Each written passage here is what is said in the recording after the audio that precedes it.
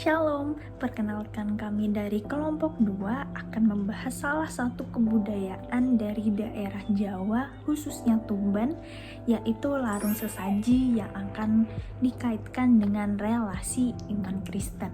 Sebelumnya, perkenalkan anggota kelompok 2. Shalom, nama saya Maesarani Salsalina Sutepu dengan NIM 211710301059 dari Prodi Teknologi Industri Pertanian.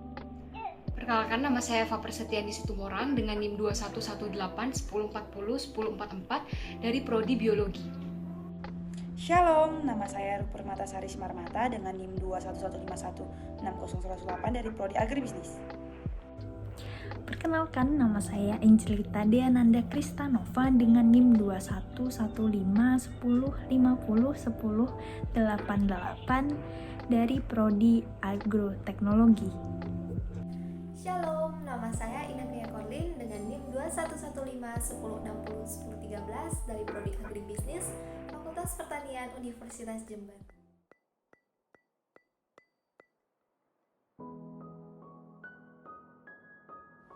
Di sini saya akan menjelaskan tentang latar belakang larung saji. Sebelumnya yang harus diketahui bahwa larung saji ini merupakan suatu bentuk tradisi membuang ataupun melarungkan sesaji di tengah laut, yang dimana dalam pelaksanaannya dilakukan di saat manusia ataupun masyarakat belum mengenal adanya agama, sehingga adanya pemujaan terhadap arwah ataupun roh sebagai bentuk agama yang pertama oleh masyarakat Jawa.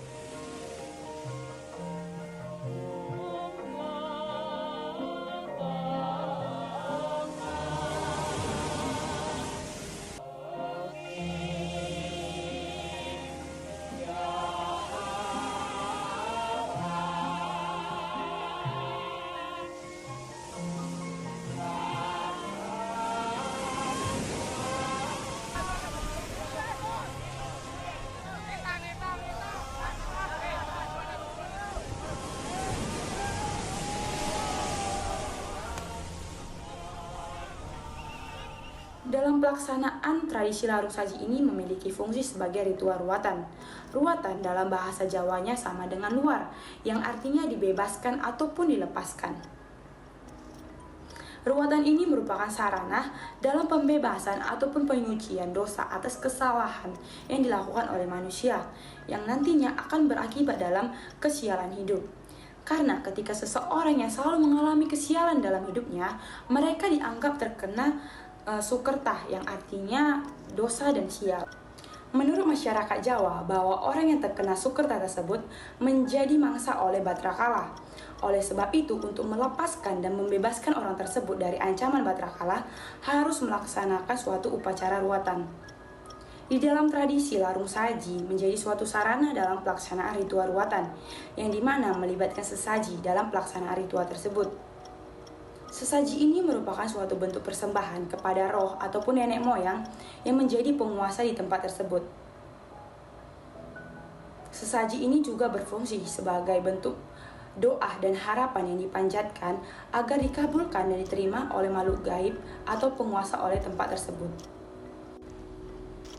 Namun, sekarang manusia sudah mulai mengenal adanya agama, sehingga terjadinya penggeseran makna terhadap larung saji tersebut.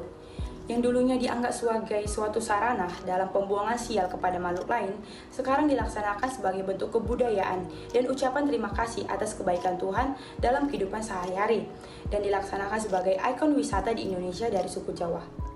Tradisi larung sesaji sudah ada sejak dahulu kala yang diwariskan turun-temurun dari generasi ke generasi, di mana dilaksanakan pada hari Rabu Pon atau Rabu Kliwon. Jadi pelaksanaan larung sesaji itu dilakukan selama 2 hari, di mana hari pertama itu hari persiapannya dan hari kedua itu hari pelaksanaannya.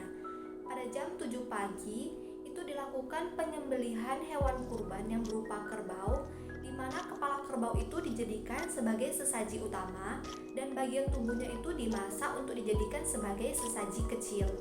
Para nelayan yang laki-laki mempersiapkan sesaji-sesaji yang lain berupa kemenyan, kembang setaman, miniatur kapal, boneka, dan juga jajanan pasar. Pada jam 7 malamnya itu dilakukan doa supaya acara besok yang dilakukan itu bisa berjalan dengan lancar dan tidak ada kendala apapun. Pada jam 12.30 malam dilakukan upacara ritual pagar desa di mana dibakar kemenyan pada saat sesepuh berdoa dan juga ditaburkan kembang setaman di tepi pantai dengan tujuan supaya makhluk-makhluk yang jahat itu tidak masuk ke dalam desa. Selanjutnya pada jam 8 pagi besoknya, para nelayan itu membawa kepala kurban yang sudah disembelih diarak-arakkan sekeliling desa. Sesampainya di tepi pantai itu kepala kurbannya itu dipasang di atas pohon siwalan dan mereka berdoa supaya mendapatkan berkah dan keselamatan saat melaut. Selanjutnya sesaji-sesaji yang kecil itu dilarungkan di pesisir pantai. Setelah kegiatan pelarungan, para nelayan itu melakukan gelut patrol yang merupakan acara inti dari tradisi larung sesaji. Pada saat ini terdapat beberapa perbedaan tata cara pelaksanaan larung sesaji, yaitu waktu pelaksanaan larung sesaji saat ini itu bebas harinya dan tidak harus menunggu hari khusus seperti Rabu Pon atau Rabu Kliwon. Yang kedua, hiburan yang dapat dilakukan setelah larung sesaji itu lebih bervariasi. Contohnya seperti pelaksanaan barongsai dan lain-lain. Lalu, bagaimana relasi iman Kristen terhadap kebudayaan larung sesaji? Dalam iman Kristen, ada beberapa sifat kebudayaan yang perlu kita tolak sebagai orang yang beriman. Yaitu yang pertama, sifat kebudayaan yang menghina Tuhan.